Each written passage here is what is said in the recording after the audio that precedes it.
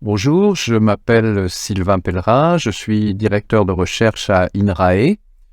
INRAE est un institut de recherche public français dans le domaine de l'agriculture, de l'alimentation et de l'environnement. Je travaille sur les relations entre l'agriculture et le changement climatique. À la demande du ministère de l'Agriculture, j'ai coordonné une expertise dont l'objectif était d'identifier des leviers pour réduire les émissions de gaz à effet de serre du secteur agricole. Et c'est à cette occasion que je me suis particulièrement intéressé au lien entre notre alimentation, ce que nous consommons, et les émissions de gaz à effet de serre.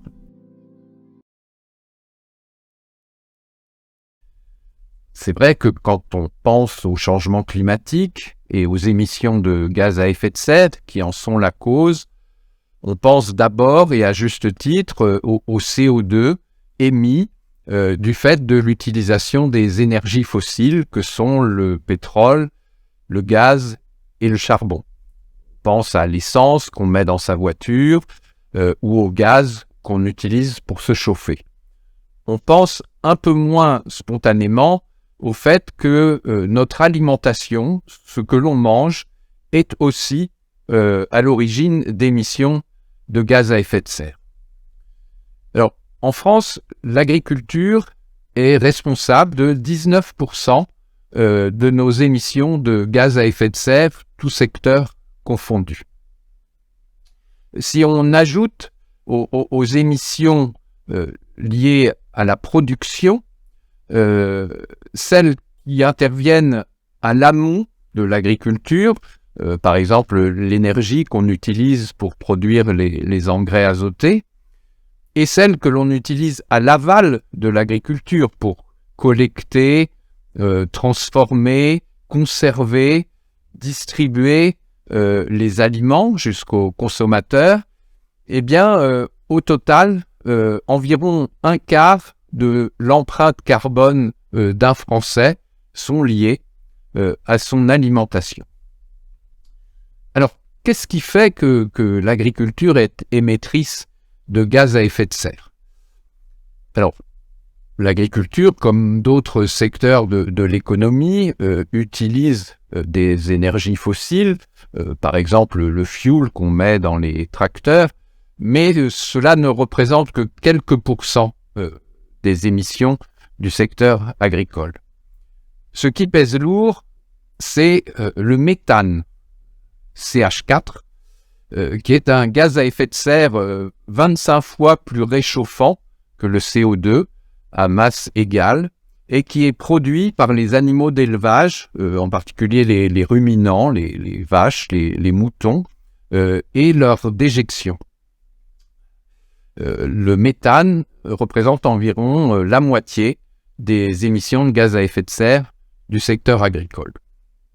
L'autre gaz à effet de serre qui pèse lourd, c'est le protoxyde d'azote, qui est presque 300 fois plus réchauffant que le CO2 à masse égale et qui est lié à l'usage des engrais azotés.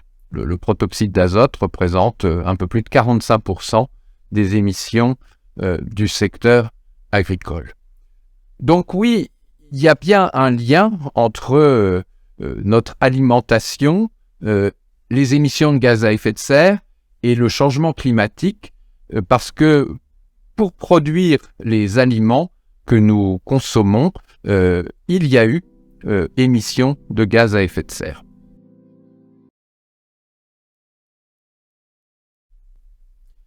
Alors vous allez me dire, il faut bien manger, et vous auriez raison. Et c'est vrai qu'il y a en agriculture des émissions de gaz à effet de serre qui sont incompressibles. Une vache sera toujours une vache, elle émettra toujours du méthane, ça fait partie de sa physiologie. Néanmoins, il y a des leviers pour réduire l'empreinte carbone de notre alimentation. D'abord, on peut réduire ce qu'on appelle les pertes et gaspillages. Presque 30% de ce que l'on produit est jeté. Et si on ne l'avait pas jeté, eh bien, on aurait réduit d'autant les émissions parce qu'on n'aurait pas eu à produire ce que l'on a jeté. Ensuite, on peut, ceux d'entre nous qui mangeons un peu trop, eh bien, on peut manger un peu moins. Ce sera bon à la fois pour le climat et pour notre santé. Ensuite, on peut préférer des produits de saison ou des produits locaux dont l'empreinte carbone est généralement inférieure. Et puis surtout, on peut réduire notre consommation de viande. Alors, on l'a vu, l'élevage est un secteur très émetteur. Alors, c'est lié aux émissions de méthane par les ruminants dont on a parlé, mais c'est aussi du fait des surfaces que l'on consacre à la production d'aliments pour animaux, notamment surfaces en maïs ou en soja.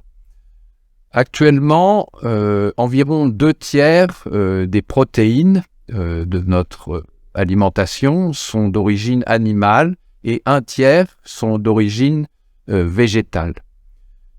L'objectif, ce serait d'inverser ces proportions, c'est-à-dire d'aller vers 1/3 des protéines d'origine animale et 2/3 d'origine végétale. Donc cela voudrait dire réduire notre consommation de viande, d'œufs, éventuellement un peu de lait, et à l'inverse augmenter notre consommation de produits végétaux riches en protéines, comme les légumes secs, les pois, les lentilles ou les céréales.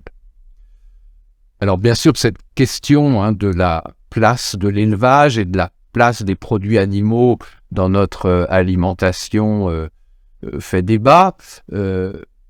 En tant que scientifique, ce que je dis n'est pas qu'il faut supprimer l'élevage, une agriculture optimale d'un point de vue de ses conséquences sur le changement climatique. Ce n'est pas une agriculture sans animaux, mais c'est une agriculture avec moins d'élevage.